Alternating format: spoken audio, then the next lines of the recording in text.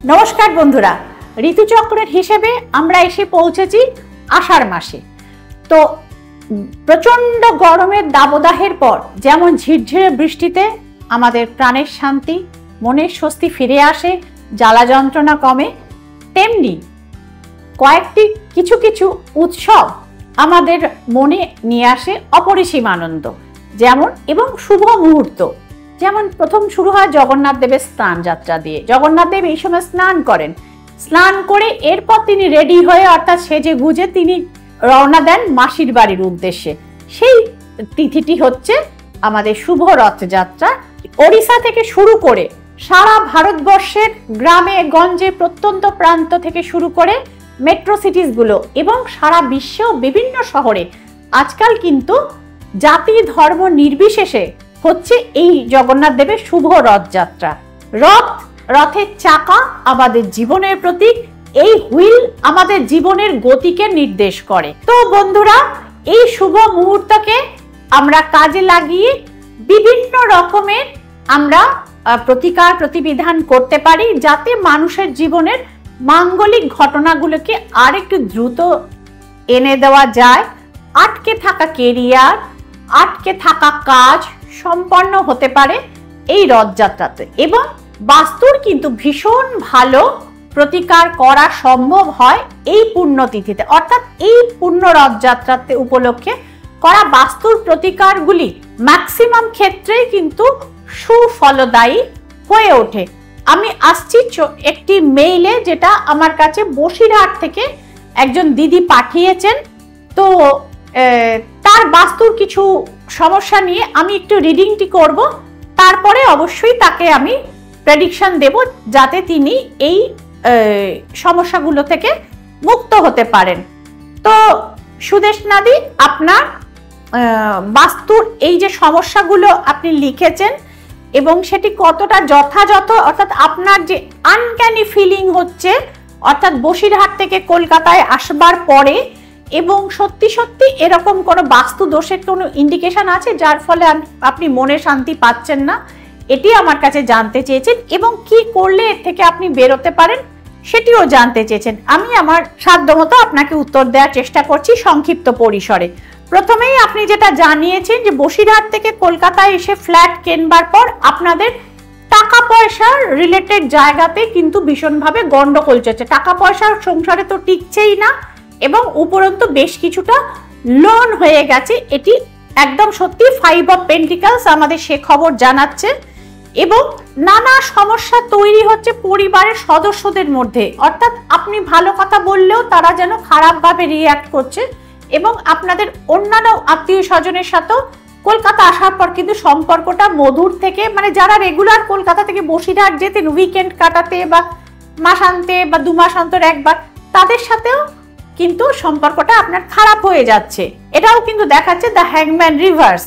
Number 3, আপনাদের স্বামী স্ত্রীর মধ্যে এমন ছোটখাটো জায়গা তর্ক বিতর্ক হচ্ছে যে যেন মনে হচ্ছে যে এই 16 বছরের রিলেশনশিপটা আর থাকবেই না। আপনি আমায় জানতে চেয়েছেন শ্রীময়ী, এটা কি সত্যিই কোনো ডেড এন্ডের দিকে এগিয়ে যাচ্ছে? 10 অফ সোর্স কিন্তু আপনার কথাকে সমর্থন করছে যে এটা কিন্তু ডেড এন্ডের দিকে এগিয়ে যাচ্ছে এবং আপনার মাঝে মধ্যেই মনে হয় যে আপনি কোনো মানুষের বা কোনো পশুর কান্না সম্মিলিতভাবে শুনতে পান। তো সেটাও কি আপনার মনোজগতে ভীষণভাবে ইম্প্যাক্ট করছে এবং আপনার বাড়ির লোকেরা আপনাকে ঠিক করেছেন যে তারা সাইকিয়াট্রিস্ট দেখাবেন। তো সত্যি কি কারোর পরিবারে জীবনহানির সংকেত রয়েছে? দ্য ডেথ কার্ড কিন্তু সেটিকেও কিন্তু কনফার্ম করলো, অর্থাৎ পরিস্থিতি কিন্তু সত্যি ভালো নয়। এখান থেকে বেরোবার কোনো রাস্তা আছে কিনা সেটা আপনি জানতে চেয়েছেন। রাস্তা অবশ্যই আছে, দ্য ম্যাজিশিয়ান সেই খবর কিন্তু আমাকে জানাচ্ছে।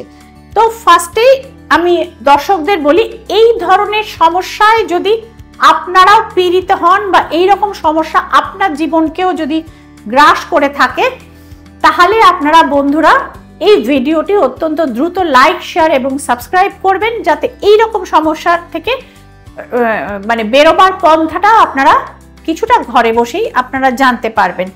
তো অত্যন্ত অনুরোধে আমি সুদেশনাদির সেই কলকাতার হাই রাইজের সেই রাজারহাটের ফ্ল্যাটটিতে আমি গেছিলাম এবং তাকে এটা হচ্ছে গত রথযাত্রার কথা এবং যখন তাকে ভেরিফিকেশন করতে বলি তার আর তার হাজবেন্ডকে, অর্থাৎ জমিটি বা বাড়িটি কত বছর, মানে জমিটির কি সার্চিং ব্যাপার সমস্ত রয়েছে, জমিটির কি ইতিহাস, তখন দেখা গেছে যে ওই বাড়িটি অ্যাকচুয়ালি একটি কসাইখানা ছিল। শত শত প্রাণীকে সেখানে ওই কসাইখানাতে হত্যা করা হয়েছিল। সুতরাং সুদেশনাদি যে সম্মিলিতভাবে পশুর কান্না বা চিৎকার যেটা মাঝে মধ্যেই তিনি শুনতে পান এবং বিনিদ্র রজনী তিনি কাটান, সেটি কোনো অংশেই মিথ্যে কথা নয় বা তার মানে পরিকল্পিত, মানে অনেকেই তার আত্মীয় স্বজনরা বলেছিল যে কলকাতায় এসে মাথা খারাপ হয়ে গেছে, তার উর্বর মস্তিষ্ক প্রসূত এই সমস্ত কল্পনা। তো সার্চিং হিস্ট্রি বলছে জমির যে না, তার উর্বর মস্তিষ্ক প্রসূত কল্পনা নয়, বরং এটি একটি মানে সাংঘাতিক একটি সত্য। তো যাই হোক, গত রথযাত্রার আগে এনারা আমার কাছে এসেছিলেন এবং তাদের রথযাত্রার আগে আমি এই বাস্তুর প্রতিকার করে দিয়েছিলাম এবং বর্তমানে তারা কিন্তু ভালো আছেন এবং তার পাশাপাশি তারা একটি ছোট্ট ফ্ল্যাট কিনেছেন কলকাতার অন্য একটি প্রান্তে এবং এই জায়গাটি থেকে মানে তার সংক্রান্ত যে সমস্যা এবং যে মানসিক সমস্যা ছিল, অর্থনৈতিক এবং বনিবনা অনেক রকমের তার সমস্যা ছিল, সেই সমস্যাগুলো কিন্তু কাটিয়ে অবশেষে আমি খবর পেয়েছি তারাও স্বস্তির নিঃশ্বাস পেয়েছে এবং ন্যাচারালি তারা ভালো আছেন বলে শ্রীময়ীর মুখেও কিন্তু হাসিটা ফুটেছে।